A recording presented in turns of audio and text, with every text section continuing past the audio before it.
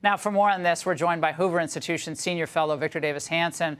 Victor, you and I have been talking about this for years, not months, but many years, going back to the old, anti-Wall Street protests and the Antifa stuff back in the first Trump administration.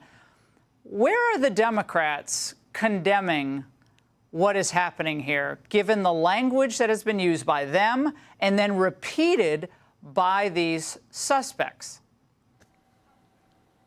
Well, they're not at all. With a wink and a nod, these young people who are committing these atrocious crimes are the useful idiots, but by their silence, they think they benefit from that. And what I mean explicitly is Karen Bass goes in a park and tells ICE to get out of her city, and then she and Gavin Newsom blame other people like Donald Trump for the violence that they let spread.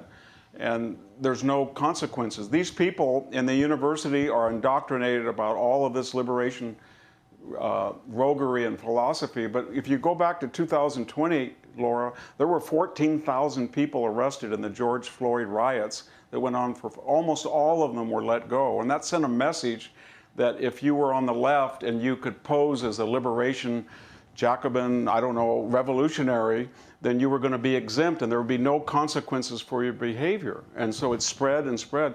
We saw this in the 1970s with middle-class kids. Finally, they said, we don't care if you're middle-class kids. We're going to indict you, we're going to convict you, and we're going to put you in prison for 20, 30 years. And they did. And then we had 12 years of backlash and Republican president, 8 years of Reagan and 4 years of George H. Bush. And that's the script that they're following. People are going to get sick of this, and I think they already are, and you're going to see a conservative reaction and a lot of Democratic hemorrhaging, and you're going to see DAs, federal DAs, really to stop it. The only way they're going to be able to do it is to indict and convict these people. They think it's romantic. Yeah, they think it's romantic. It's neat.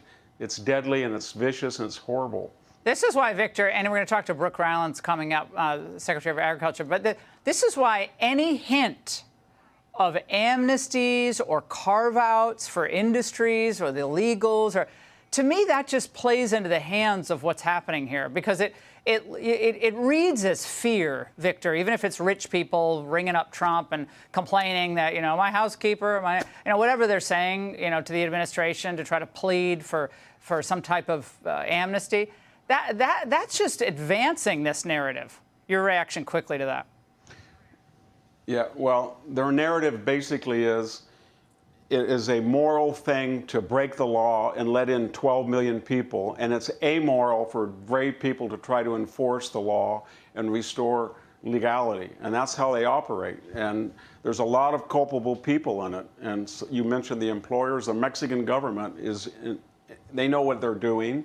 We know what Democratic politicians are doing. They find all of this useful, politically useful, and demographically useful. And it's not going to stop until we say no more.